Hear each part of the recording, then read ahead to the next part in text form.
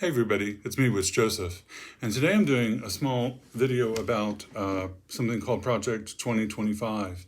Project 2025 is also known as the Presidential Transition Project, and they're also calling it now Agenda 47. I guess they're trying to use different terms so that people who already know about it get kind of confused, like they did with Obamacare and the Affordable Care Act. So the project is 887 pages long, or 922, depending on if you omit the blank pages in it and everything. It was produced by the Heritage Foundation, who is the umbrella organization that's over, I think it was 18 or 19 other think tanks on the right. And they came up with this Project 2025, the Mandate for Leadership, which has 4 pillars for their agenda. The first is policy reform. The second is a personnel database. The third is training. The fourth is a 180-day playbook, which is their steps for the first 180 days should a conservative, presumably Donald Trump, be elected to the presidency in the next election. What's really funny to me is that all of a sudden the GOP, the RNC, is rushing to put together a party platform because, as you recall, in the last election, they didn't have one. They just left it blank. And I guess their view was, well, we'll just do whatever he wants us to do. Oh my gosh. Because they never detailed their policies or anything. They didn't even bother to make a platform. But now suddenly it's important. So I thought I would go through a few of the proposals that are put forth in Project 2025. One of them is reclassifying tens of thousands of government employees to Schedule F so that they would be able to be fired at will and be replaced by employees who were party loyalists or who were handpicked because they agree with the agenda of the administration. The reason that's upsetting is because for our government to function effectively, the bureaucracy, the people who actually do the work of the government, have to be non-party. They have to be just committed to the United States and not to one party or another. And to do that, they have to be unbiased. Another thing that's listed in Project 2025 is they want to expand the powers of the executive branch of government in the United States, and they want to expand the powers of the president, basically. They want to place the Department of Justice completely under his control, according to the document. They also advocate appointing more far-right judges to the Supreme Court and to the judiciary. You might remember in 2016 when I and other people were warning everyone about the importance of the election because of the power of the executive branch to appoint judges to the Supreme Court and to the judiciary. We warned that if that happened, if they were able to do that, the first thing that they would do would be overturn Roe versus Wade, which is what they did. So, of course, Project 2025 wants to expand that. They want to expand more loyalist judges on the Supreme Court and more right-wing judges in the judiciary. It's a very dangerous precedent to have an entire judiciary aligned with one ideology and with one person's will. It's a very dangerous thing for all of us. It also talks about dismantling the Department of Education and returning the curriculum and education back to the states, and every state would then be responsible for coming up with the curriculum they want taught in their public schools.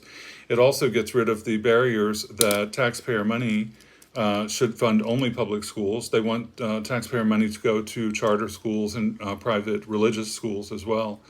And they had started that kind of thing a while ago, and I think it was the Bush administration, where they allowed faith-based groups to get access to taxpayer money if they were involved in what the government deemed as a charitable work of some kind. And I guess the point here is to expand that, right, to get taxpayer money to funding Christian schools and education in the country. And they also want to diminish the wall of separation. They don't really acknowledge the separation of the church and state in Amendment 1 of the Constitution the way that it obviously means. And they're fine with government endorsing one religion and forcing it on everyone. You get that from reading the document, which I encourage everyone to do. The full text is posted online. It also proposes major cuts to Medicaid and Medicare, and they want the states to have more of a power to regulate that for people within their state and less of a federal oversight. They want to get rid of the ability of state programs to negotiate and have a cap on prices for pharmaceuticals. They want the pharmaceutical companies to be able to charge whatever they want. So they want to eliminate the things that have been done to lower the cost of insulin and all of the other necessary medications for people. They want to gut the Affordable Health Care Act, of course, because that not only does it provide some coverage, not enough in my opinion, some coverage for people who need medical care and who don't have access to affordable insurance, which we're required to have under the Affordable Care, or were required to have under the Affordable Care Act. And they object to the Affordable Health Care Act designating abortion as health care in some cases. So they want to get rid of that, and they want to get rid of its mandates about contraception as well. They don't consider that health care either. The ever popular conservative talking point is that they want to lower taxes on the 1% as well, and while raising taxes on the working class. So when they say we're for low taxes, they're not talking about everybody. They're talking about a certain small percentage of the population who don't have taxes essentially, and the rest of us will carry the burden by paying more than what we were paying before. They want to get rid of unions in the United States. They want to limit the power of workers to organize and advocate for their for living wages or other benefits that they're entitled to. They want to if not eliminate, they want to gut the Equal Opportunity Commission, and a lot of the aspects of the Department of Labor would be restructured. Almost every federal branch will be either gutted or dismantled altogether.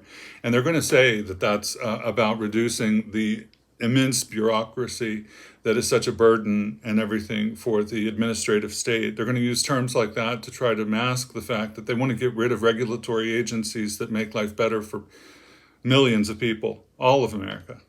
They want to get rid of legislation that requires employers to pay overtime pay for over 40 hours a week, which is appalling. Of course, they want to overturn marriage equality as well, and they want to institute harsher laws for people getting divorces. They want to make divorce more difficult for you to get, like it used to be. They don't want people to just be able to get a divorce if it doesn't work out. They want to make that very complicated and very difficult for people. They want to overturn marriage equality, of course, because one of the main goals of the Project 2024 and of conservatives generally is to redefine the family as the nuclear family that they prefer as a family unit. They ignore all sorts of different families. And it's questionable whether they even want to overturn, it doesn't say this in the project, but it's questionable whether they want to overturn Loving versus Virginia and return interracial marriage back to the states while they're doing this with marriage equality. Something people don't often think about, I think, general people out there working and surviving. I don't think that we think about some of the ramifications of some of these laws. Like when they got rid of Roe versus Wade, it eliminated a precedent for marriage equality that was cited in the legislation of the Supreme Court in 2015, defining marriage as a relationship that is partly a right to privacy, which is guaranteed in the Constitution. There were other precedents that were cited too, but when they strike down a precedent, then other legislation becomes affected as well. It's a very, very strange thing. I encourage you to look into it if you have time. Of course, adjacent to all of this is the restructuring or the defunding and restructuring of the FBI, the CIA, the Department of Homeland Security, any of the governmental agencies that are responsible for legal oversight when government employees and powerful people are doing criminal things. They want increased funding for the border wall at our southern border. And of course, they want to expand the immigration services that oversee all of that, which I'm not totally against. I think that some of the things that they lace their projects with, some of them have some merit, and they do that because it becomes more palpable to the American people when they say, well, we're just concerned about protecting America, when really what they want to do is restructure America.